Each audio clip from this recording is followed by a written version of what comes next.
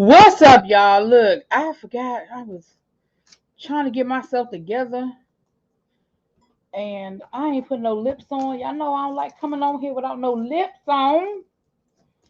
I ain't got no lips on. What's up, y'all? How y'all doing? Good afternoon. What's up, Dominique? Hey, Xavier, I'm glad you're here, boo. Let me be clear, Xavier. I'm doing this for you. Please know, don't never say Really B ain't do nothing for you, Xavier, because I am doing this for you because you are one of my faithful, okay? You are here all the time and you watch my reviews, and you were the one that was like, where is the 90-Day Fiancé? So I am wrapping this season up for you, okay? I am not going to do 90 Day the other way. I'm just telling y'all now, I'm not doing it. I'm not doing it. But if they do another season, I might revisit some of this situation because these couples are a whole trip. So this is what we're going to do. We're going to go couple by couple. If you look at 90 Day Fiance, we're going to go couple by couple. We're going to talk about what happened this season, and we're going to talk about kind of like what went down on the tell-all. And we're going to take it from there. So if you are not familiar with 90 Day Fiance, 90 Day Fiance is a reality show which takes couples who have fallen in love. Just this season did go off the rails, honey. So these are couples that have fallen in love with people across the ocean for whatever their reasons, whether they were traveling and they met somebody, whether they met them online. I do not know the origin stories of all of these couples because I didn't start watching the show from the beginning. Because this show is very much like Love After Lockup, where you have couples and some couples continue on and other couples drop off. So you have new couples, some are old couples, and they don't necessarily go season by season because this was 90 Day Fiance Happily Ever After, right? So I looked at 90 Day Fiance. Some of these couples were on 90 Day Fiance, but some of these couples were not on the last season of 90 Day Fiance. They were on the season before that. So I do not know all of their origin stories. So I picked up the best I could and got in where I fit in. You know, they do a lot of they repeat a lot of stuff, so you do kind of get the gist of it. But like I said, I don't know every single thing that has happened with some of these couples. Okay, so with that being said, we're gonna go couple by couple. I'm going to try to start with the least problematic couples and work my way up to the more problematic couples. Okay. Child, all these couples had issues. Let's start with Tiffany and Ronald because Tiffany and Ronald, even though I had some issues with Miss Tiffany towards the end of this, I kind of was with Tiffany up until the last couple of episodes when she actually went to go visit her husband. So here's the deal. And Xavier, you get in where you fit in. And if you want to come up, I know you've been on my platform before. I'll send you the link, baby. If you want to come up and add your 2 cents. But Tiffany and Ronald, and I hope I'm getting her. I hope she is Tiffany, child. I hope she is Tiffany. Right, the least problematic because it's a reality show, so all these couples got issues, honey. But some of them, baby, are a little bit extra, So Tiffany and Ronald. Ronald lives in South Africa. Okay.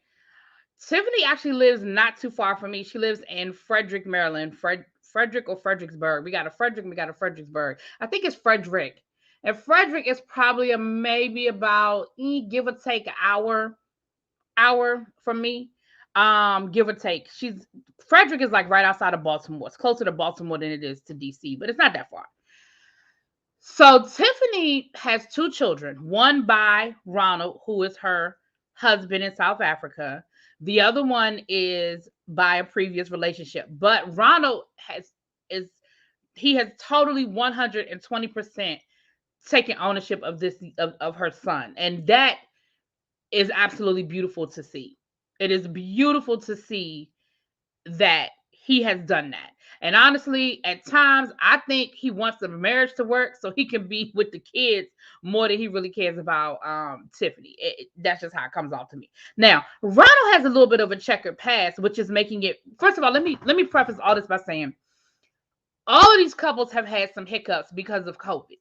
Whether it was their visa has gotten stalled because of embassies opening and closing and things like that, or now that they're here, they're waiting for the next step in the process to try to get a work visa. Because what people don't understand is when these people come over here on these spousal visas, I forget the exact number of what it's called. When they come up on these spousal visas, they can't work for a certain amount of time. I forget the time period. A friend of mine, this happened to her. She married a guy from I think Uganda. And when he first came over, he couldn't work. Now he went to school. He was smart. He went to school, and because over in his country, he had already gone to school and he was actually working as a doctor. But when he came over here to transfer over, not all of his credits from the school he went to transferred, and he had to actually go back to school. But he did that while he was waiting for his work, for him to get his work permit and everything. And then once he got his work permit, he was able to start working at a hospital. Now he wasn't working as a doctor, but he was able to start working at a hospital because he had already started school, and a lot of his credits did transfer. So he didn't have to like start from the beginning. But anyway, they did it. It was, the way they did it, but they can't work. So they kind of are stalled. So some of these people are over here and they're sort of in a holding pattern. Others ain't even over here yet. So this is a situation where he ain't here yet. Now, he got a little bit of a checkered past. Ronald has a criminal past and he has a gambling addiction. It's not that long, Xavier, but it is a time period. It's not that long. I know because, and the reason why I know it's not that long is because within 6 years, he had become a naturalized citizen and had graduated and everything else. So I know it's not that long, but I want to say it's, I don't even want to put a number out there because I don't know, but I know it's not that long. Right. The son, thank you. See, Dee Dee, thank you, baby. Thank you for helping the sister out. Dee Dee the son name is Daniel, and Ronald had a gambling problem, and he had a little bit of a criminal past. But I feel like the criminal past is connected to the gambling. I feel like it's sort of one and one. So here's the big deal with them. The issue is because of the Roni Ron, he hasn't been able to come over here to visit. She hasn't been able to go over there to visit. So on top of their paperwork being stalled, it's been like a year since they've seen each other. Now, her biggest issue with him is you're not working. He was working, but you're not making a lot of money and you're not helping me. You're not sending me any money for the kids. You want me to come over there, but I'm paying for everything. You're not helping me. You're not even trying to help me. And so he was like, listen, come over here and let me show you that I'm trying. Let me show you. He was still into support his addiction. Yep, makes sense. Let me show you that I can be a good dad and that I can try to help. That she was real hesitant about going over there and all of that. But let me say you something else. And this is another one of those Trump policies that we didn't hear a lot about on the front end. We don't find out about until the back end. So what we found out, and this happened to this was an issue for Ronald and Tiffany as well as another couple. We're gonna probably talk about them next. Asuelu and Kalani. Now, when you part of your paperwork to have somebody to have a sponsor come over. What's up, Ebs? You just got the notification, girl. You know how they do. Part of the paperwork for them to come over is connected to you have to have a sponsor. Somebody has to say, listen, I will financially be responsible for this person. And under the old laws, it was a time period. I want to say it was until they were able to work or whatever. Maybe that was 6 years. You're thinking about Xavier. Maybe that time limit, that window was 6 years. But now under some stuff that Trump did under his administration, they have changed the language, and now you are responsible for the duration. Let me say that again. You are responsible for the duration. So whereas before there was a window and there was a time limit, now there is no expiration date. You sponsor somebody to come over here, you are responsible for the duration. And that's a rule that a lot of people did not know about until, of course, now. So I forgot. Y'all help me in the chat. I forgot why Tiffany can't sponsor Ronald herself. I don't know if it's because she's not working and she's not making enough money, or what. I don't remember why, but she can't sponsor him herself. So she had to ask her daddy to do it. It used to be, okay, so it used to be 10 years, but under the new laws, it is now for the duration. Okay. Now I'm sure that there's some sort of legal, like that the person can apply to, for example, there's an income requirement. Okay, that's what I thought. I thought it was based on income. Because Tiffany looked like she does YouTube and stuff like that. Because at one point we saw her with the ring light, and she said she was doing a tutorial. She was trying to do a makeup tutorial. So I feel like she has like a YouTube channel, and she probably does like get ready with me type stuff and makeup reviews and stuff like that. That's the impression I got. Y'all tell me if I'm wrong. Her income doesn't meet the requirements. See, I love y'all. So she had to come clean with her daddy, because she had to ask her daddy, who she don't have the best relationship with, because he kind of left the family, came back around when she was adult, and they're trying to build their relationship. And so she had to come clean with her daddy about his criminal past. Now, last we saw her daddy, he was like, let me think about this. Like, he was kind of like, I trust you and all of that, but I don't know him like that. And I would be honest with you. I don't know. If somebody asked me to sponsor, I don't think I would be able to do it. I'm sorry. Especially 10 years was a long commitment. Now it's for the duration? Hell no. Now, again, I'm sure that there's some sort of paperwork you can file. Like, for example, in the case of my friend and her husband, even though they were long divorced before this law changed, let's say they weren't. She was his sponsor. They're no longer together. They've gotten divorced. I'm sure there's some sort of loophole. I ain't gonna say it's a loophole. I'm sure there's some sort of process that once you become self-sufficient, maybe you've been here a certain amount of, like, he's become a naturalized citizen, so I'm sure it no longer applies to him because he's sworn in and everything as a naturalized citizen. But I don't know. Nobody told her to go to the other side of the earth and get pregnant. Y'all know what? I totally understand how nervous Tiffany was. It's awkward asking a parent who you usually don't never talk to for money. Right. And that ain't even money. Like, that'd have been, money is easy. She was asking him to sponsor her husband, who got a whole criminal past that she ain't even told nobody about. Okay. So Ronald convinced Tiffany to come on over to South Africa. This was around the holidays. Now, he wanted her to get an open-ended plane ticket. She said, I'm going to stay for a couple of weeks. And he was like, a couple of weeks is not long enough. We haven't seen each other in a year. I haven't seen my child because they got a 2-year-old or so, a baby. And that's just not long enough for us to figure this out. Now, in Ronald's mind, he feel like he can convince her to come and live in South Africa. That's really what his ultimate goal is. Because I think he ain't got a snowball's chance of hell of his visa getting approved to come to the United States. I just feel like somebody has told him, bruh, it ain't going to happen.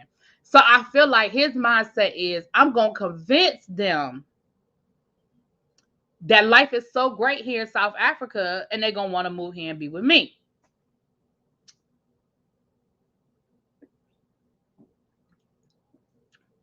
Oh, God. Ooh, okay.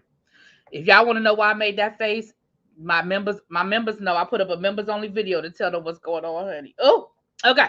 So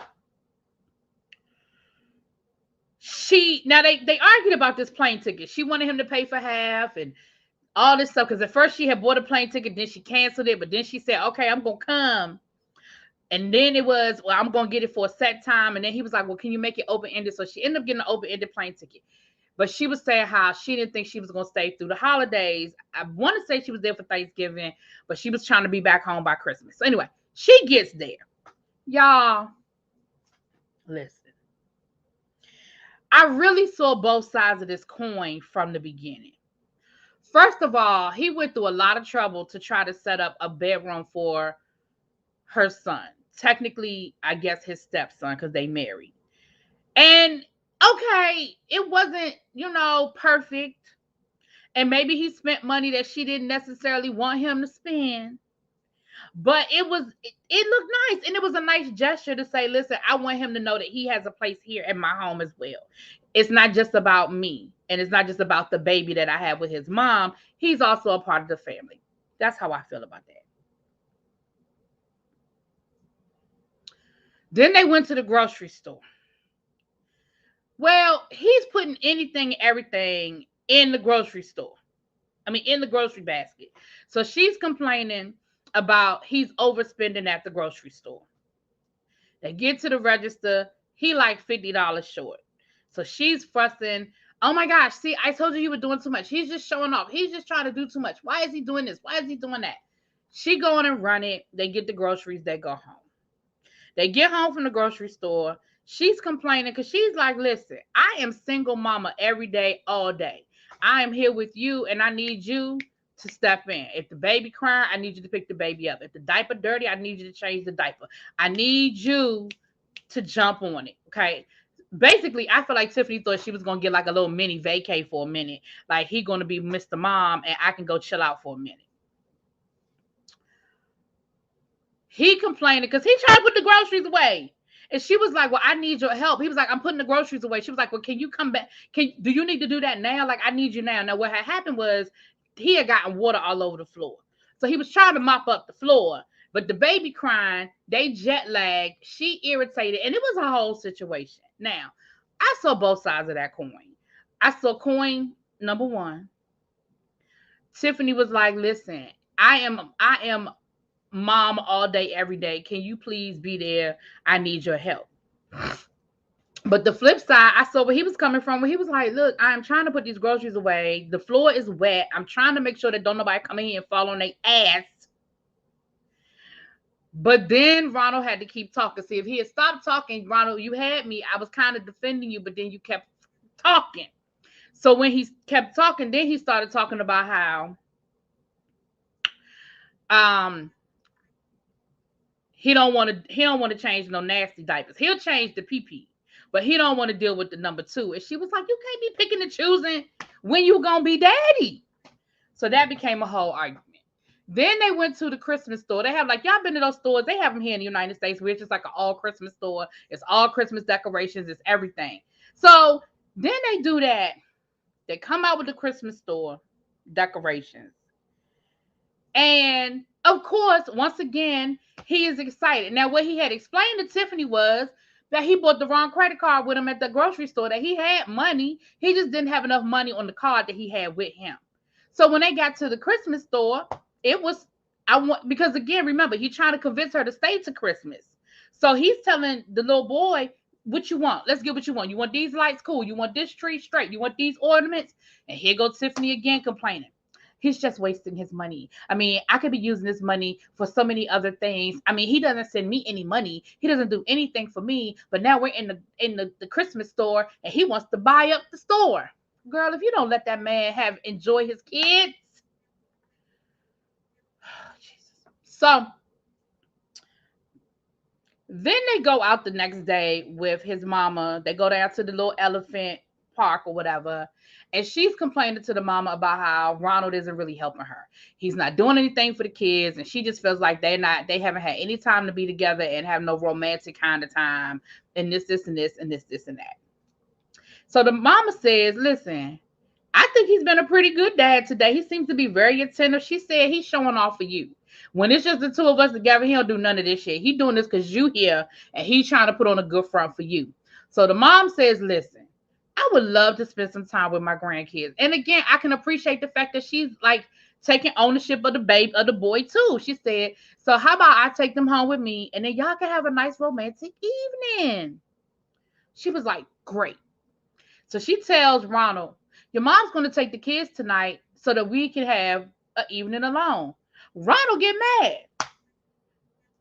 And again, I see both sides of this coin. Ronald's thing is, listen, you said that I need to step up and be daddy, but now you're making decisions like you a single mom. Yes, it's my mother, and I know she ain't going to do nothing to the children, but why didn't we have a conversation before you just decided to let the kids go and spend the night with her? Maybe I had plans. Maybe I wanted to do something with y'all tonight. You didn't say nothing. Now, all of a sudden, you with the children, you got her with the babies, okay?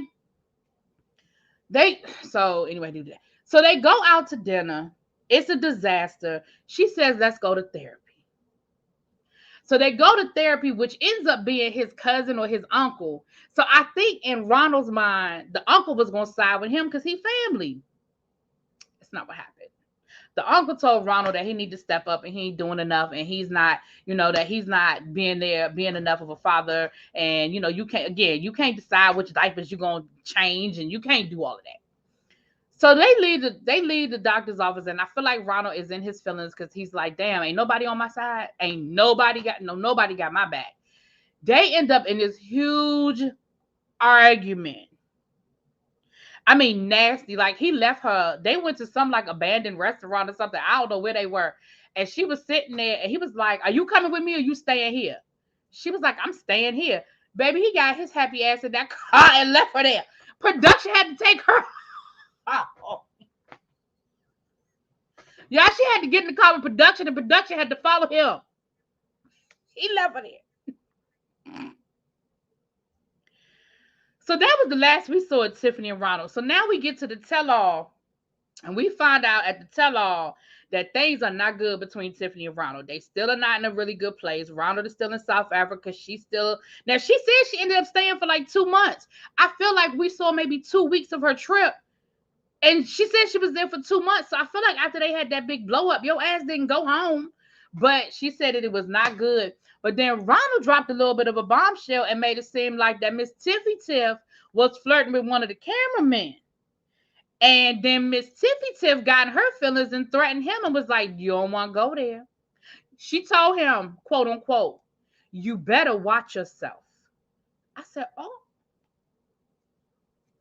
I said, watch yourself or what, Tiffany? What you know? What you gonna tell us? Tell us, girl. Tell us. So neither here nor there. I don't think Ronald and Tiffany are in a good place. Y'all say that she does do YouTube. Okay. If y'all know her channel, put it in the chat. I don't know her, but I don't think that his visa got a snowball's chance of hell of getting approved, especially nowadays. He has a criminal past, even though it may not be major things. He has a criminal past, and it doesn't sound like he's really all that. It doesn't sound like he wants to come, honestly. So I don't even think he's gonna work that hard because it don't sound like he really want to come. So you add that in with all of the delays and stuff, it would probably be, even if it were to get approved, it would probably be a good another year or so. Because the way things looking like they going, they were probably so far behind on paperwork, they probably just getting caught up, and they gonna have to start slowing down again. So I don't know, y'all. Which y'all put it in the chat. Y'all think Ronald coming to America? Y'all think Tiffany and Ronald gonna work out? What y'all think gonna happen with Tiffany and Ronald, child? All right, who we need to go to next? Let's go to Jovi and Yara. They not that problematic. Jovi and Yara are not that problematic. I'm gonna tell you what Jovi and Yara situation is. So Jovi is from New Orleans. He's a good old country boy from New Orleans. Likes to party. Likes that New Orleans life. Bourbon Street till 4 a.m. Strip clubs and everything else. Jovi seems like he's got a pretty decent job where he does marine something. And what he has to do is his job takes him around the world. And he's gone for 2 months at a time. And so he's off for 2 months. I mean, he works for 2 months and then he's off for a month. And he didn't have no kids. He didn't have no girlfriend. So what Jovi would do in that 1 month time period that he didn't have to work, he would just travel. He would travel to different places all over the world, meet people. And he used this app where you can meet people. Yara lived in the Ukraine. She sounded like she was a little good. When I say good time girl, y'all, I'm not calling her a hoe. I'm just saying somebody that was out here having a good time, living a good life. We know she like good, we know she like the finer things in life. She's a little bougie, Now they met on the app, they hooked up, and then they hooked up. You feel what I'm saying? And it turned into a relationship. Here's the problem I think that happened with Yara and Jovi. Yara got pregnant. And Jovi tried to do the right thing. He tried to wife her. But of course, he had to put the paperwork in. Y'all know, this paperwork for the visa to get her to come to America. Now, in the interim, now her paperwork was being processed. He didn't propose to her and everything else. Well, in the interim of the paperwork being processed, she ended up having a miscarriage. And I think what happened was Jovi didn't know how to get out of it without looking like an asshole. because I do not think he would have ever proposed to her had she not been pregnant. But then she ended up losing the baby. So now I feel like he was sort of stuck. Plus the paperwork was already being processed. So they went through with it. She came over here, and no sooner did her ass get here did she get pregnant again. Now they claim it was such a shock and such a surprise. But when they get here, they only have 90 days to get married. That's the whole 90-day fiance piece. They only have 3 months to get married once they get here. Y'all, from the minute Yara got here, Yara couldn't, she ain't like New Orleans. It was dirty. It was throw up on the ground. It wasn't this. It wasn't that. She was watching too many movies, Hollywood movies. She wanted to live in Beverly Hills somewhere. She thought Jovi lived in Beverly Hills or something like that. Jovi lived in a little apartment in the meatpacking district down in New Orleans, okay? And it was fine for him. It was fine for him. Hey, everybody coming in the chat. What's up? What's up? Child, they ended up going to Vegas and getting married at the little Elvis chapel or whatever. And Yara, I think some of it is personality. I think some of it is language barrier. But Yara comes off very nasty, very rude, very crass. Now, I think some of it is personality. I think in any language, there are certain things about Yara that would be pretty accurate. So what we saw with them is basically Jovi was like, you're not fun anymore. Like, you've had this baby and you're just not fun anymore. Like, we used to party. We used to hang out all the time. And I know we have a baby, but my mom can watch the baby. We can still, go and have time and still, enjoy each other. And Yara, so Jovi still wants things to be the same. Yara has gone 100% in the other direction. She don't want the baby to do nothing. I mean, she want the baby to sleep with them every night. She want the baby to she don't want to do nothing. She don't want the mama to watch the baby. She don't want nothing. So she's gone straight, 100% baby, baby, baby, baby, baby. And Jovi, so they're not meeting anywhere in the middle. So the other problem is, and this is, even though Yara irritates me sometimes, I think she's rude, but I 100% understand where Yara is coming from. Yara moved to America. And within a 90-day window, because shorter than that, because Jovi ended up having to go to work. So within a 30-day window, she moved to America, met Jovi's family, met his friends, got pregnant, got married, flew to Vegas, got married, and then her husband left. And no sooner did he leave, that's when she found out she was pregnant after he was already gone. Then her ass caught the Rona. That was after she had the baby. So in her window of time here in America, it's been kind of rough for her. So Jovi took her to Miami. He said, listen, I want us to just have some romantical time. It's going to be you, me, and you. Well, they got married. They're already married.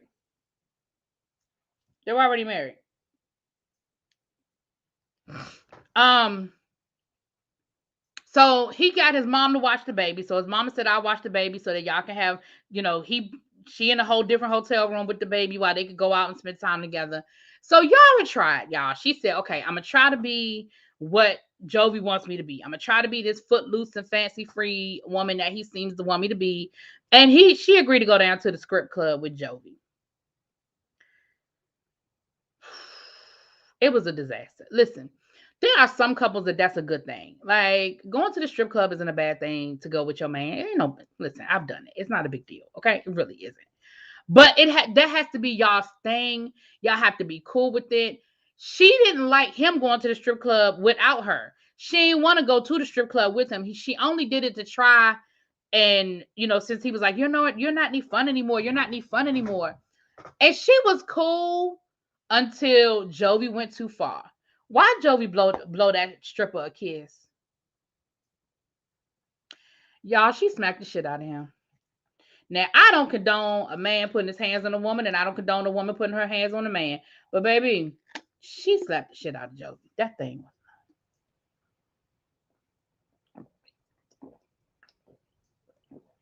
was Excuse me. So there was that. Now where they are now at the tell-all, y'all, why they think Yara ass is pregnant again? And this the thing that be making me mad about people. Why she sitting there act like she don't know whether she pregnant or not? Girl, you've been pregnant at least 3 times. You had the miscarriage, you had the baby, and you pregnant your ass. You know your body.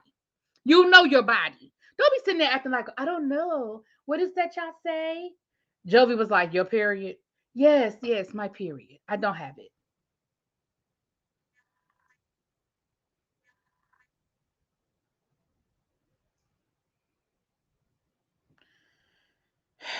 Y'all, these people crack me up. You know you pregnant, girl. Or at least you got to, until they tell us, we don't want to take a test. We don't want to. Yeah, y'all want to take a test because y'all know that test going to come back positive because y'all ass already know y'all pregnant. Okay. Anyway, so that's Jovi and Yara, child. I think Jovi and Yara are going to probably keep being on this show as long as they can be on this show. Because I think it's easy money for them. Even though they've complained about production, I was surprised to see them on Happily Ever After because they talked mad trash about this show last season. And then I said, what the hell y'all doing back? The way they talked about it. Child. Anyway. So that's them. Okay, who else is easy? Brandon and Julia. Let's go on and get Brandon and Julia out the way. Now, Brandon and Julia. Brandon lives on a farm with his parents. Brandon is 28, 27 years old and has never paid a bill. Okay. Brandon likes living on the farm with his family because he don't have to pay no rent. Brandon got 2 cars. Brandon got himself a little job. Brandon was living good. Okay. Brandon meets Natalie. Natalie is from Russia. Yeah, that's the other thing too. Julia said if she's pregnant, she's going back to Ukraine because she said she will not be a single parent here in America while Jovi is gone most of the time. And I can understand where she was coming from with that. And when they asked Jovi about it, he was like, I don't have no problem with it because I can, that's a Julia. I meant Julia. Julia, yeah, I'm sorry. We ain't got the Natalie yet. They'll be next. Yeah, I'm sorry, Julia. But Jovi said he doesn't really have a problem with her going back to the Ukraine because with his job, he can actually go and spend that month with her when he's off for a month. And I don't think that's what he wants. But again, I feel like they've already had the conversation. That's why I believe that she already know that her ass is pregnant because he didn't seem shocked or upset when she said, if I'm pregnant, I'm going back to the Ukraine. I don't feel like she was shocked by that. What's up, Miss Venus? Listen, Brandon do need to send Julia back home. So let's talk about Brandon and Julia. I'm sorry, I said Natalie. I meant Julia. Let's talk about Brandon and Julia. So Julia comes over now. Brandon had a little bit of, money in the bank, some credit cards and stuff, till he started dating Julia. By the time Julia got here, Brandon was broke. Owed a lot of money, was in a lot of credit card debt and stuff like that. Why? Because he was flying back and forth visiting her, and they had this elaborate proposal in Paris where he invited her family and his family, and they paid for it. Well, he paid for it. So he broke, okay? So Julia don't want no parts of this farm. And to a certain extent, I understand. Brandon's parents are very clingy. Like, even to the point where when Julia first got here, her mama want to put the baby on child support. I mean, Lord, I said child support. On birth control, and actually wanted to take her to her doctor to have the doctor put her on birth control. She was like, that's not your mama business. Then the parents was like, well, y'all can't stay in the same room together until y'all get married. Now listen, I get that because my parents were like that. I remember my brother was grown, good and grown. But until him and my sister-in-law got married, when they came down here to visit, they did not sleep in the same room. Now, where they ended up after my parents went to sleep, that wasn't my business. But where they started out while my parents were still awake was different, okay? They were working Julia, but here's the thing though. What we found out at the last tell-all, because they made it seem like Julia had to do all this work and that they were just using her. But what we found out at the last tell-all was Julia agreed to do a lot of those chores because what she was doing was she was doing Brandon's chores so that when Brandon got home from work, they could spend more time together. So on one hand, it did look bad, and it looked like, oh my goodness, they got her doing all of this stuff. But then when we got to the tell-all, we found out she volunteered to do a lot of that work, so that when Brandon got home from his 9 to 5, he wouldn't have no chores to do. So we got to be fair about it. It looked bad, but then when we heard the conversation, we were like, wait a minute. So during this season, they done went out and got their own apartment. Listen, it was a whole lot of back and forth. I ain't going into all the details, but the parents didn't want them to leave. It was a whole lot of back and forth. And again, the parents are clingy. Julia is clingy, and Julia is nasty. She's jealous. They went out to dinner with some of his friends, and she was nasty. And with the girl, now the girl showed up with her boyfriend, and Julia's still talking about who is this woman, Brandon? Why would you bring me around a woman you used to hang with? Now they ain't been nothing, if they were ever anything, in a long time. They just good friends, and she literally showed up with her boyfriend. So my thing is, even if her and Brandon used to mess around in the past, she literally showed up to dinner with her boyfriend, who she's been with for like 2 years. I'm like, hell, she been with her boyfriend longer than you've been with Brandon. I don't think it was fiscally responsible for them to move out either. But at the end of the day, she forced it. She sort of forced his hand into them moving out. Like, remember, she told him, either we move out or I'm going home. Remember, she said that. So they did get married. And she's one of the people who her green card paperwork is being held up because of what's going on. So she still can't work. At least as of what they showed us, she wasn't working. I don't think it was fiscally responsible. Now, they don't live too far from me either. They live about maybe 2.5 hours from here. I know, but they from Dinwiddle, Virginia, which is right outside of Richmond. So they moved to Richmond, which is close enough to a big city for right now to keep Julia happy. Yeah, when she flew into DC, when she got here, the parents, they did stay in DC for the weekend, and the parents did allow them to share a room. The parents weren't totally oblivious, like, listen, we're going to give y'all little weekend to do what y'all need to do and get it in, But when we get back to the house, it's separate bedrooms. And I feel like that was part of the compromise or whatever. So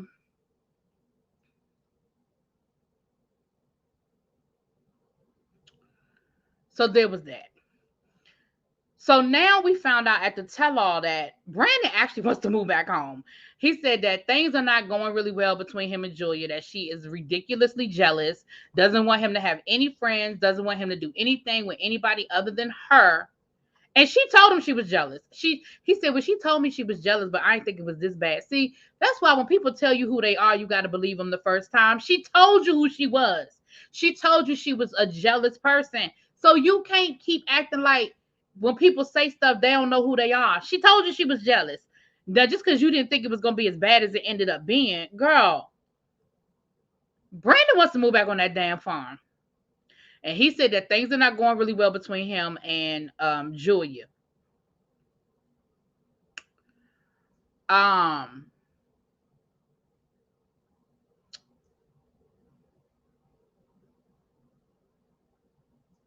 lost my train of thought.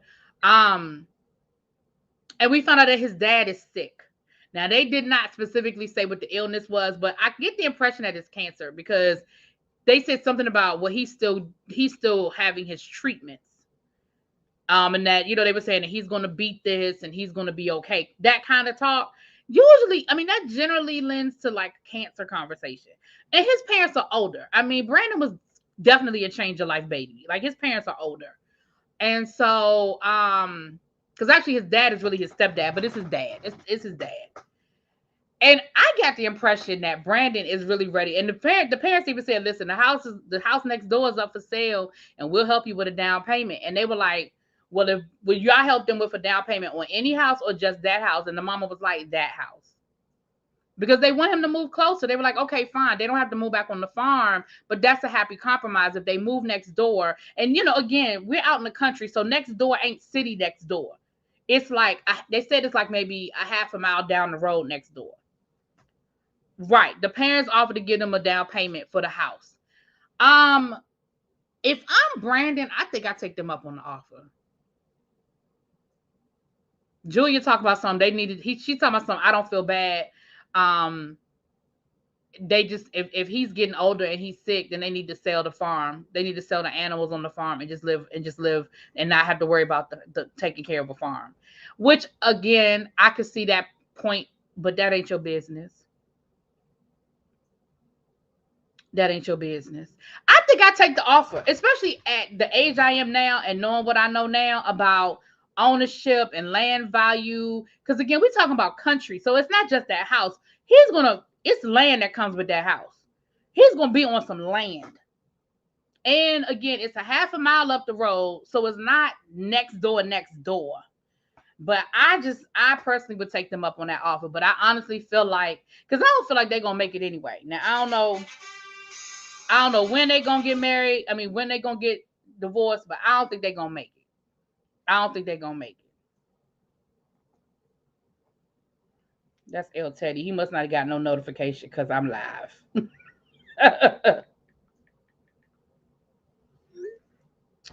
All right.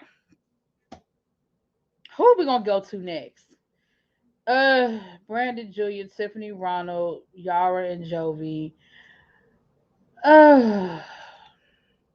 Michael and Natalie, I guess.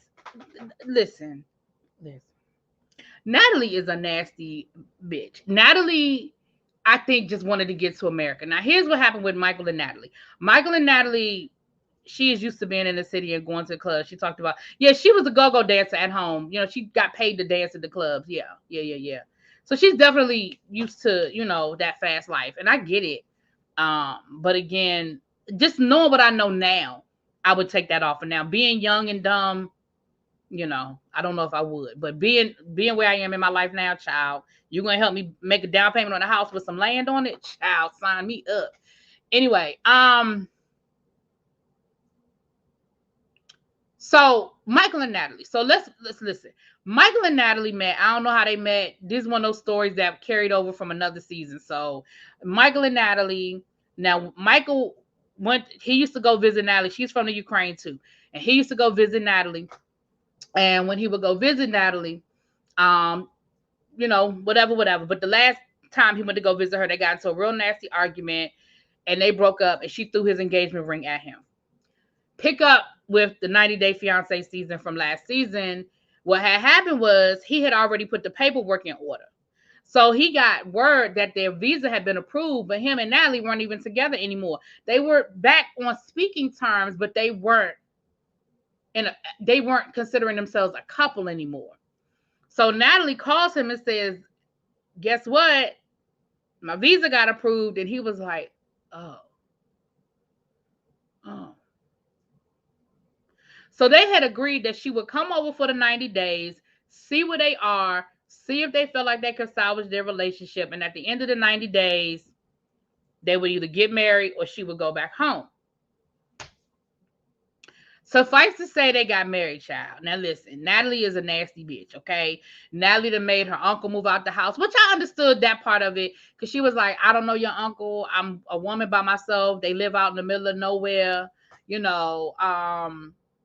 Natalie was very pushy about things. Natalie, basically they got into this one fight and she basically called him uneducated and stupid. And she had a degree and, she had a problem with him drinking. She had a problem with him eating meat because she's vegan and just a bunch of stuff, right? So we get to happily ever after. Now they ended up getting married, child. His mama tried to stop the wedding long distance, child. Mama couldn't be at the wedding. She done called the neighbor and told the neighbor, listen, when they get to the part where they ask, does anybody object? Stand up for me, please. Be my proxy.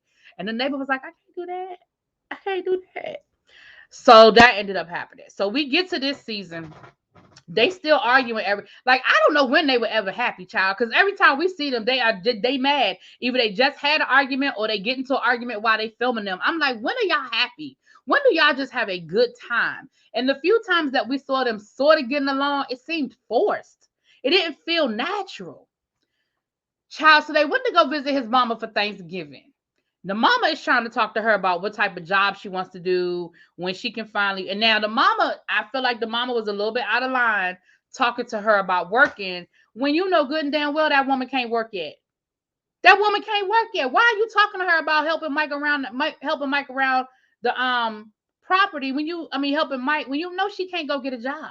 So then she was like, well, when you can work, what kind of work do you want to do? Well, I think you should go do interpretation work. I mean, that's good work. That's good money. And she was like, well, that ain't what I want to do. And the mama kept pushing it. So from that point of view, I was like, mama, you a little out of line. Like, I understand you want to have a conversation, you want to say something, but let it be done.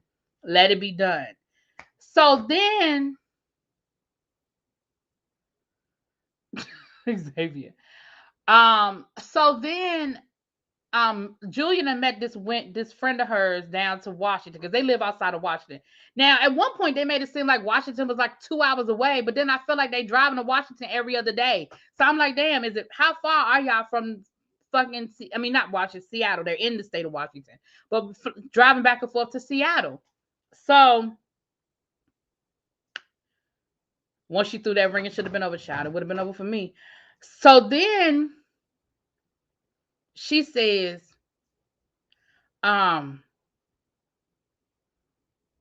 this friend is from Russia. They done met on some sort of, Russian chat board, where you can find people in your area, whatever. And I think once she met this chick, I think that was her escape plan. I don't think she ever planned to stay with Mike forever, but I think that was definitely made it easier for her to leave Mike. So she went to go have surgery. So this is the kind of shit that would happen to them, y'all. Mike took her out to dinner for her birthday one time. While they're at dinner, she brings up the fact that she found naked pictures in his phone. Well, we come to find out at the tell-all that the pictures that she found on his phone were in his deleted file. They were pictures from an ex-girlfriend who was trying to get back with him, sent him the pictures. He said, I told her, stop doing that. I blocked her from my phone. I deleted the pictures. Natalie went into the deleted picture file and found these pictures. So she had us feeling like Michael had just naked pictures of random women in his phone. And then when he told the story, and then when he was like, now tell him the truth. Then and Natalie has this way of just had this weird, like Joker looking grin, this smile. She was just like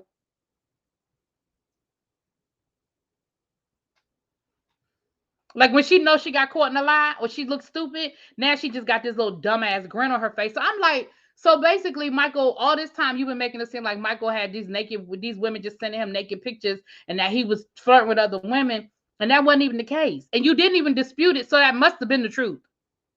Then she had to have surgery on her nose. Now, personally, I think she had a nose job, but they say that she had some sort of going on with the going-ons. And she asked him to take off work, asked him to do all this stuff for the surgery, and then they got into an argument the night before the surgery. She disappeared. His ass didn't even know whether she was at the hospital or not. He told us, I don't even know what time she's supposed to be at the hospital. How you don't know what time your wife is supposed to be at the hospital for surgery? Like, that's what I'm saying. Both of them was just crazy as hell, as far as I'm concerned. So they had gone to Mike's mama's house for Thanksgiving. And somewhere along the line, Natalie got it in her head that Mike's mama called her a hooker. Now, there's no part of me that believe that Mike's mama called her a hooker. They showed us the scene. I really feel like, because Natalie had a bad habit of not understanding stuff. It's that language barrier. We saw it happen time and time again where somebody would say something to her and she'd be ready to have an attitude until Mike explained what they were saying. And she was like, oh. Good evening. So I feel like he did that on purpose to get back at her for throwing a ring. Everything they do is a calculated effort to hurt each other.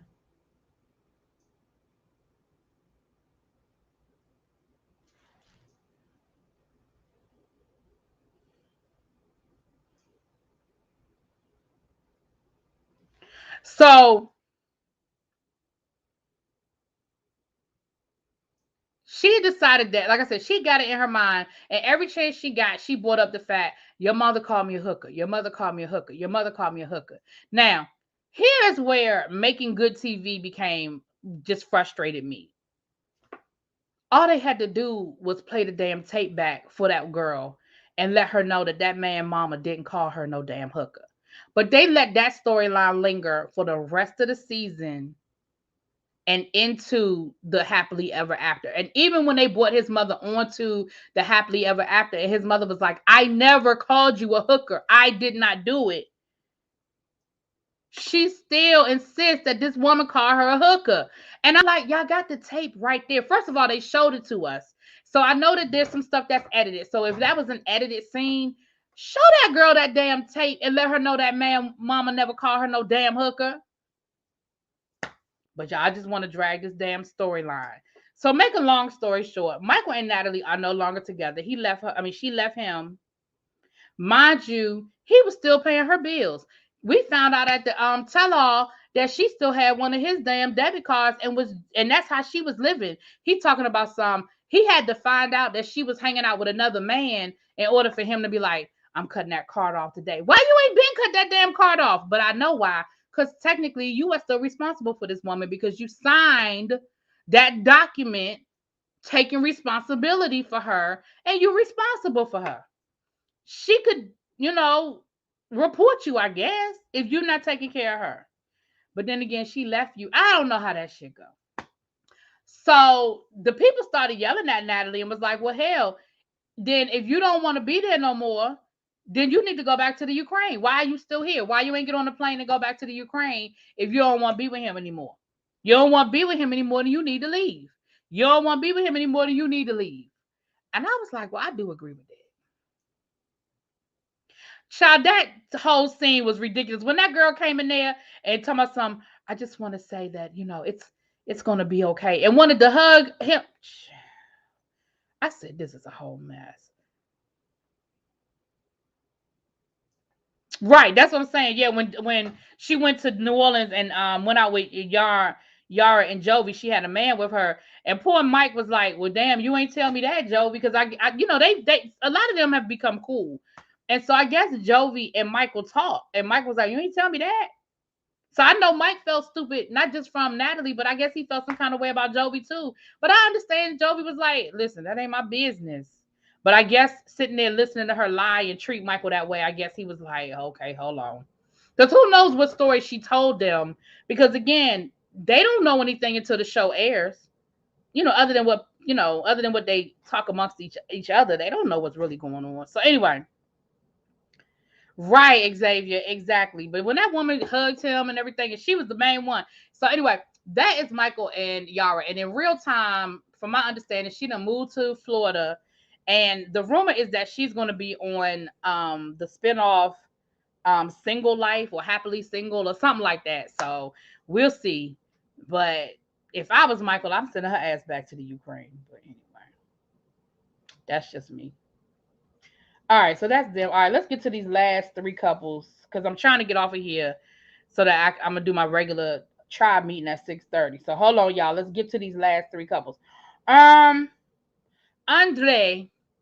and what's his wife name, y'all? Tell me in the chat. Andre, the man named Andre. We're gonna call him Andre. So here's another one where this story sort of carried over from a season I did not watch, but from what I gather, Andre is an asshole. Okay, we're just gonna cut to the chase. Andre is an asshole.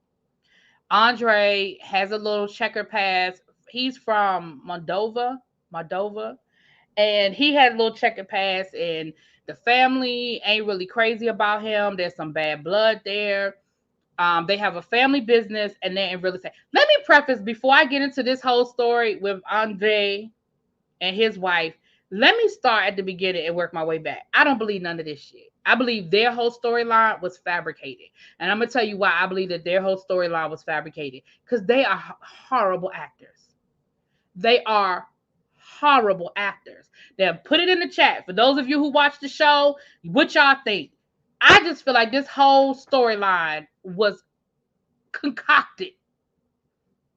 But what we find out is Andre has gotten his real estate license and he wants to get into the family business of flipping housing. Elizabeth, thank you. He wants to get into the business of flipping houses. Now, they have the family business where it's the father, the son, the daughter. The one daughter is a real estate agent, so she handles the listings. The other daughter, his wife, does the interior design. She helps, and she's a property manager. The son does a lot of the grunt work. And then the father, of course, he's the puppet master. So Andre decides that he wants Chuck, that's the father, to loan him $100,000 so he can start his own business of flipping houses. He wants to take that $100,000 to buy his first investment property. He gonna pay Chuck back once he, makes a profit, and that's what he wants. Listen, they should have just gave that man the damn $100,000, okay? Well, Chuck was like, well, first of all, I'm not gonna give you $100,000. Like, I don't even know you like that, bro. Second of all, I'm not going to give you $100,000 to become my direct competitor. Third of all, you haven't been doing this long enough to know what the hell you're doing. So, best thing I can offer you is let you come and work for me. I can show you how to do this. And then if you want to branch out on your own, sure. The family was not here for it. They immediately started acting like he was taking money out of their mouths, and he's manipulating our father, and he's trying to take money out of our mouths, and he wants to do all the listings, and I helped him get his real estate license, and how dare he go behind my back. It was a lot. And basically, her husband is a hothead. Like, if you say hi to him wrong, he ready to fight. So the sisters got into a fight. They was about to fight on the boat. Then they did a family trip to Maryland. I know what part of Maryland they from, what part of Maryland they went to. They got in an RV and drove all the way up from Florida on an RV. And of course, that was a whole situation. A bunch of arguing and screaming and just nasty shit. They get here, but more arguing and nasty and dumb shit. They go back to Florida. Chuck now is cool with Andre. They didn't, become bosom buddies. And he's going to help help Andre do all this work and flip. He done bought a property totally separate from the rest of his family and said, Andre, rather than you bring me, it started when he paid for the wedding.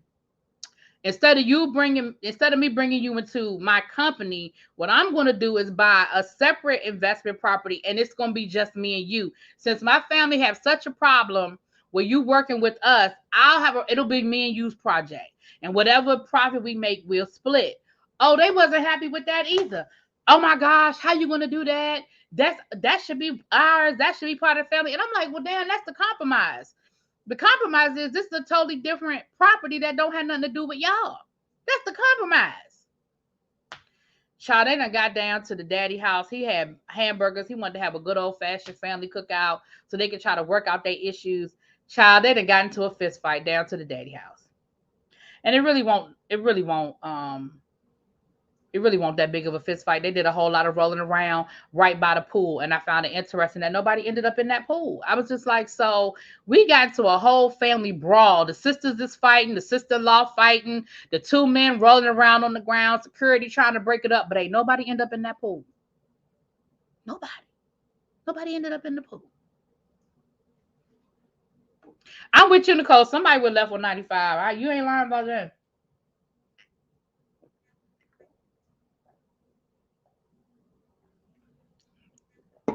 Child, somebody would have been on 95. So they get to the damn tell-all, and to hear Andre tell the story, Chuck done fired everybody. He's the only one working with the family. And if the sisters don't learn how to act, he gonna make sure that Chuck fired him too. Poor Elizabeth is on the sideline talking about, I really wanted him to get a job, but now that he's working, we don't have any alone time together anymore. We don't spend any time together anymore. And damn daddy's sitting there looking crazy because every time Andre put him on the spot, talking about something, you told me, Chuck, you fired them, right? You don't work with him anymore, right, Chuck? You don't, because they say that the brother is the problem because he got an alcohol problem and he's a wild child and all this other stuff. So, of course, they brought the brother there. And the brother was like, how could you do this to me, Dad? How could you, push me aside for him? How you going to push me aside for him? Y'all, like I said, I can't put a whole lot of energy into them because I really don't believe none of their storyline. It just looked like bad acting from everybody, from the dad. Did y'all see when them sisters was getting ready to fight on the boat? No, you stop. No, you stop. You better stop it. Okay, I'm going to throw my drink on you now. Like, it was so bad. Like, the acting was just so bad. Just bad. The only person that I don't think is acting is Andre mean ass, and he mean as hell. Something wrong with him, and he's got an anger problem. So y'all know, listen, that's code word. When a wife be saying my husband got an anger problem, in my mind, that's code word. Elizabeth, blink twice if you need help, girl. Cause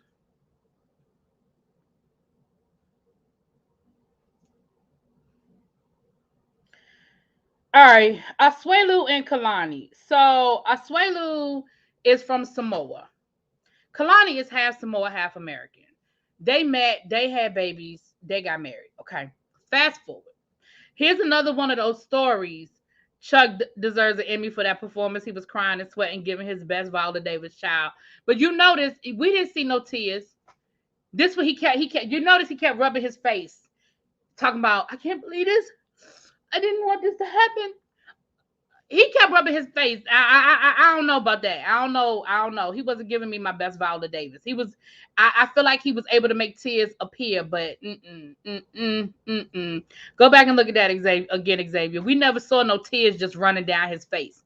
We saw him crying, but we ain't see a whole bunch of tears. You understand what I'm saying?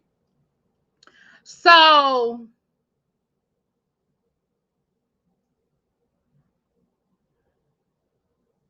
But he was on January 6th, yeah. So, now Asuelu is from Samoa, and in traditional Samoa, this is the way they're telling us, y'all. Traditional Samoa family life, the expectation is that the children take care of, the children take care of the parents. Well, Asuelu, he done moved to America. He got a wife and children, and he's like, I can't afford to send y'all money like y'all want me to send y'all because I have my own family to take care of. And his mama is like, I really don't care about your wife or your kids. You supposed to be taking care of me. That is your job as the son. Now he got his nasty ass sister ready to fight every damn body. Basically, like, we don't care if you got $20, you better send your mama 15 and y'all figure out what to do with the 5 that y'all got left. Like, that was the whole attitude. Now, they damn near got into a fight last season, or they actually did get into a fight last season. So we get back to this season, and they're having marital problems to the point where Kalani actually goes to a divorce attorney. And here's where we find out about this new law, because Kalani had gotten her dad, who's Samoan, to sign off on Asuelu coming here to America. He's the sponsor. And they went to the divorce attorney to find out because he is the sponsor, what it is that he needs to do. And that's when the lawyer told them, oh, well, your daddy is responsible for him forever, ever. Forever, ever, forever, ever, ever. Even if y'all get divorced, as long as he is on American soil, your father is responsible for him. So then Kalani felt bad because she was like, I didn't know that. Like, I would have never asked you to do this, And she said, and of course, when I asked him to do it, we were in love, and I never thought we were going to get divorced. What's up? What's up, Derica? Hey, babes. Angela should have been there to go off on. Right, now that nigga, yeah. Mm-hmm. You could tell Tammy bullied every damn body. Tammy was bullying her mama at the end, because the mama at the end was like, well, I still love my son, and I know, hopefully he'll come around. And Tammy was like, what you mean you still love him? What you mean? He ain't apologized to you. I was like, damn, that's her child. If she want to accept his apology, like. So they got their marriage back on track. Asuelu heard what she had to say. He was hurt when he found out she went to a divorce attorney, but I think he realized how serious she was. And they sort of got things back on track. I mean, at one point, they weren't even halfway sleeping in the same bedroom and all kinds of stuff. So he went away for a little romantical retreat down to the local KOA. If y'all don't know what a KOA is, child, that's Campgrounds of America. Anyway, and down to the state park, honey. And they had themselves a little romantical getaway. And it seemed like they got things back on track. But then it became the issue of the parents. I mean, of his mom and sister. The holidays was coming up, and the mama said, listen, I'm getting ready to go back to Samoa, and I really would like to see you and see my grandkids before I leave. He was like, I don't know about that. He was like, you can come, but Tammy can't come. Now, mind you, That's who she was staying with, is Tammy. And she was like, well, how am I supposed to get there? Tammy's the one driving. He was like, I don't care how you get here, but Tammy can't come. So then he talked to his wife about it. And of course, Kalani was kind of like, well, damn, I mean, I can't tell my husband he can't see his mama, So she agreed to let them come, but she was real apprehensive about the situation. So they get there, and he all dressed up in Santa. He got the Santa hat on. They got the goofy sweaters, the Christmas sweaters and all that. And they play bad Santa. And the mama and the sister had a whole attitude until they found out they was going to get some gifts, honey. So then they get to the last gift, and Asuelu gives his wife a baby blanket. Now, first of all, that is an inappropriate gift to give somebody. That wasn't a gift for her for Christmas. That was a gift for you, and that was your way of saying it's time for us to make another baby. And Kalani's thing was, first of all, we done already had this conversation. I done already told you that we're not having no more kids right now. Like, we have 2 children under the age. I think they got 2 kids under the age of 2. She was like, we're not about to have no kids right now. Like, I need to chill out. You need to chill out. Like, we need to get our finances together. Because the other thing we found out is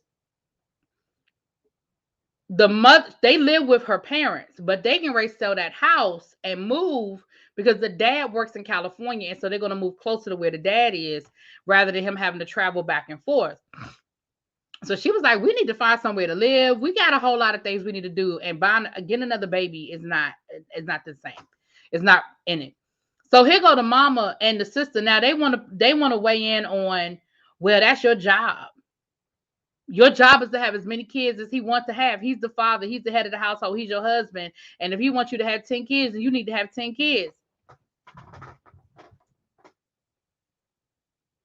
Kalani was like, I'm sorry. I don't remember asking y'all's opinion.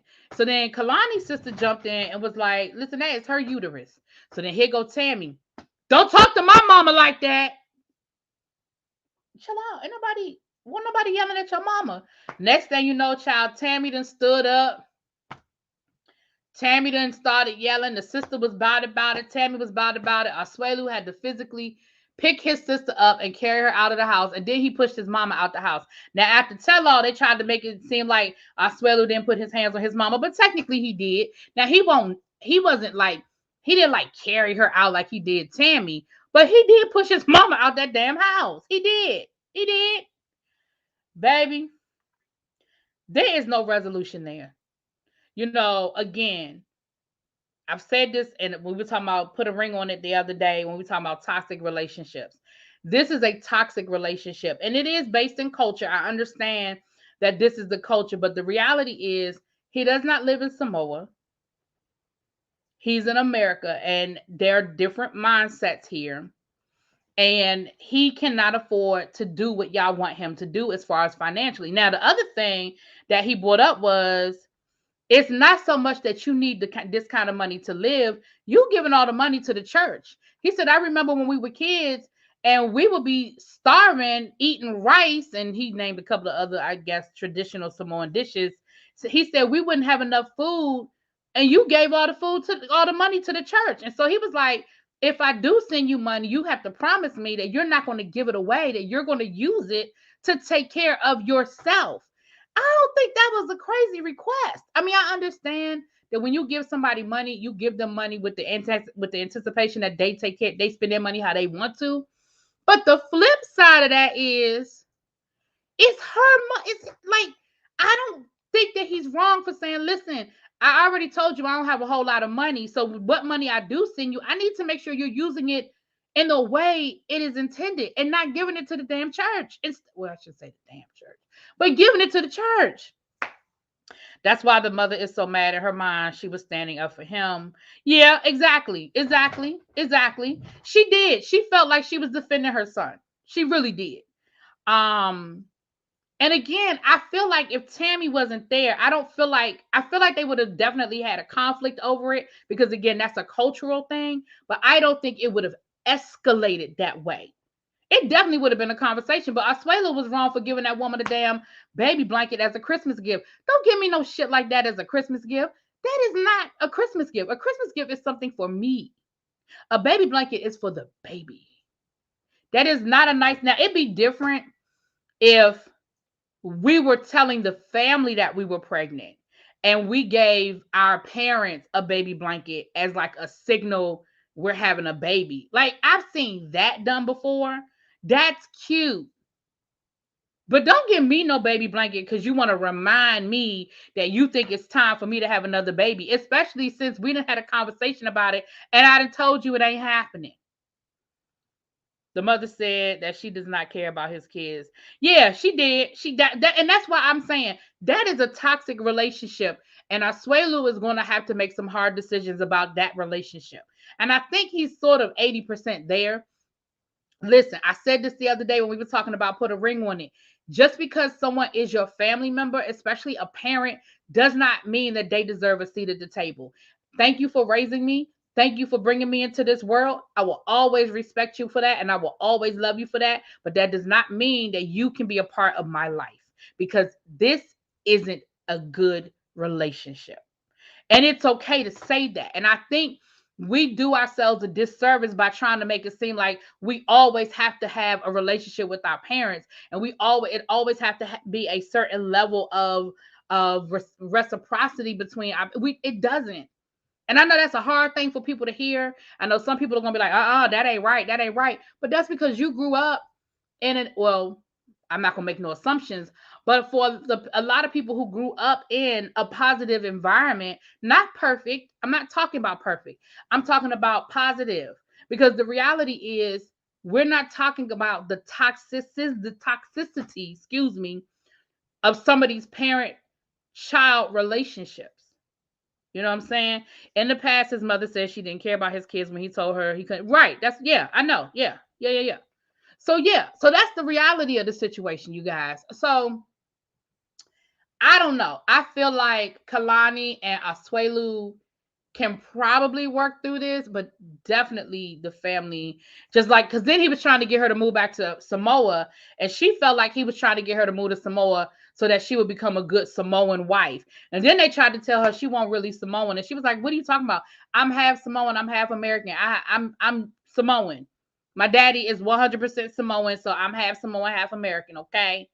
I was like, ooh.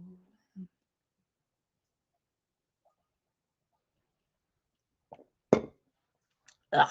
Oh, yuck. All right. Last but not least, for me, the most problematic relationship, and I started talking about this a little bit the other day, y'all. Michael and Angela. Yeah.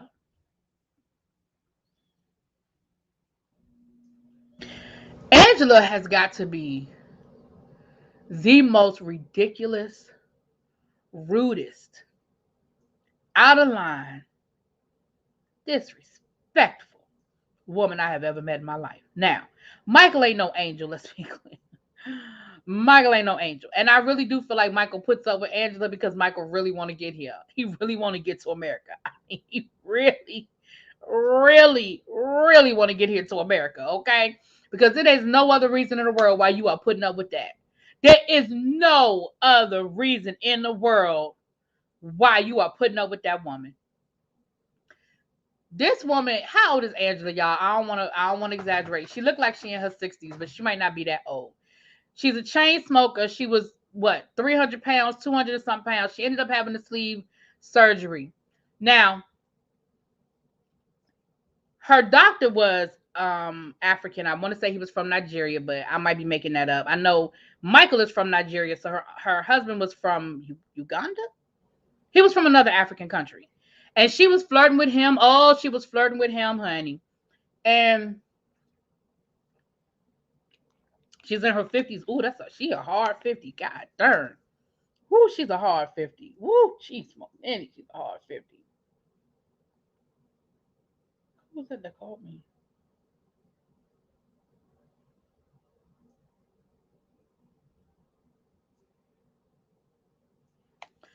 Um, oh, her doctor was the one that took the glue off the Gorilla Glue girl. Okay. So her and Michael, okay, we know that in African culture, and I know this is a broad statement. I know what I'm going to make is a very broad statement. they're not as hung up on the weight like we are, you know. Um, they like them a thick woman. So when she wanted to have the surgery, he really felt like it was more about vanity and not so much about health. So he didn't really support it as much because he was like, "You don't need to do it. I don't know why you're doing it. My boobs, you gonna where my boobs gonna go?" And then he had an aunt that was basically saying, "Listen, all this money that she's spending on these surgeries, she could be spending on trying to have you a baby." Now I don't know in what world they thought Angela was having a baby. Y'all, I don't know in what ulterior universe y'all or alternate universe y'all thought Angela was having a damn baby. Angela was trying to convince her daughter that if she could carry the baby for them, and her daughter was, or no, she wanted the daughter's egg. Who the fuck was gonna carry it, Angela? Your ass wasn't carrying no damn baby. Anyway, she said Michael wasn't supportive during her recovery. All he cared about was how big her boobs was gonna be. Y'all, when Michael said that his mama breastfed him till he was 9.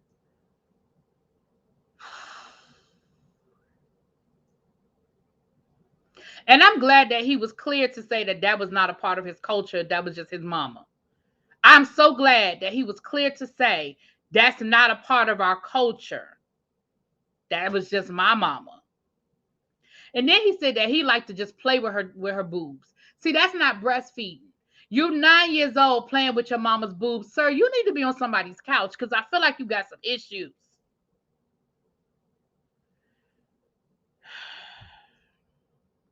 Listen, if Michael even looked sideways at another woman, she would have blown a whole gasket. So we get to the tell all, and she done lost 100 and something pounds. Of course, she feeling herself, and she done went back and got because she got her a breast reduction, but now she done went back and got an enhancement. She done got boobs added to make him happy. And baby, Angela walked on that stage with her I Dream a Dream Genie ponytail. And you couldn't tell her nothing, honey. You could not tell her nothing. You couldn't tell her nothing.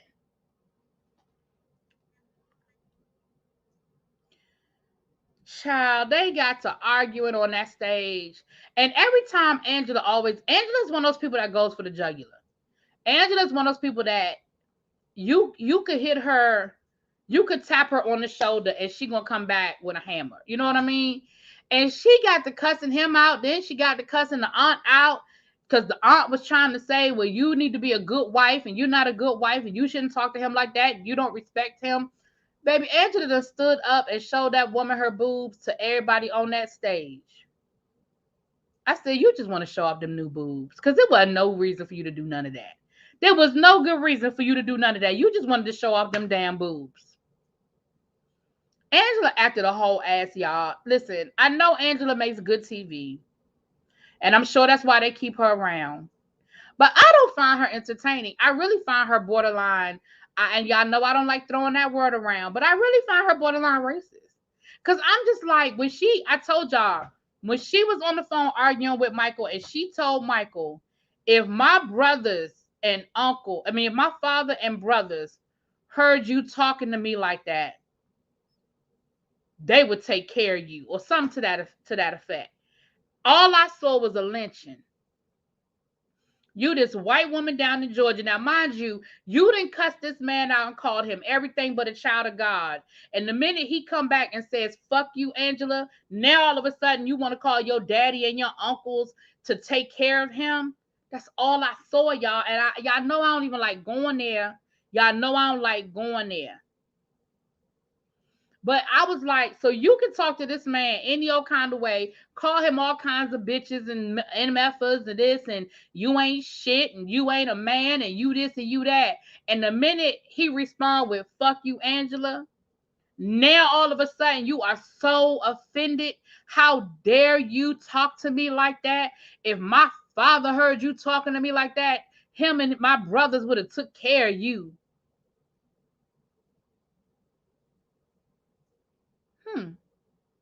Really? Then we find out that Angela then went to the doctor that did her surgery that she was flirting with. She done went to his birthday party. Now let me paint this picture for y'all. She lives in Georgia. He lives in LA. She flew, not just her, but her and her daughter, flew from Georgia to LA for his birthday party. So that tells me a couple of things. One, that tells me that y'all have kept in touch outside of his professional duties to you, because I'm sure he didn't invite all of his patients to this birthday party. And I'm going to tell you why I don't believe he invited all of his patients to this birthday party. Because at the birthday party, Angela got sick. And he took her back to her hotel room. Have y'all ever thrown a party at your house, whether it was for you or just you were throwing the party? Who got time to leave their own party? She said it was about 20-30 minutes to her hotel. Who got time to leave their own birthday party for an hour to take you home? Unless you mean something, you are somebody special. And they were like, well, why didn't you just get an Uber back? Well, he was being polite. He has manners. No. And if you had manners, you wouldn't have let him, because it was his birthday party. It wasn't about you. It was his party. His party. Not you. You let that man leave his birthday party to take you back to your hotel because you had a tummy ache.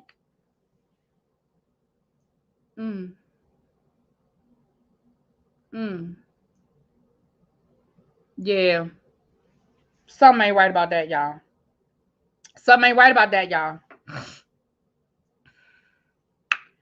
Anyway, that is 90 Day Fiancé, y'all. Happily Ever After. I am not doing 90 Day the other way. I might think about the next season when they come back to 90 Day Fiancé, depending on the couples, depending on what we talking about, how good they make the trailer look. I might come back, but I'm not doing 90 Day the other way. I'm telling you, I ain't doing it. Okay. Now we getting ready to have a regular tribe meeting in about 5 minutes.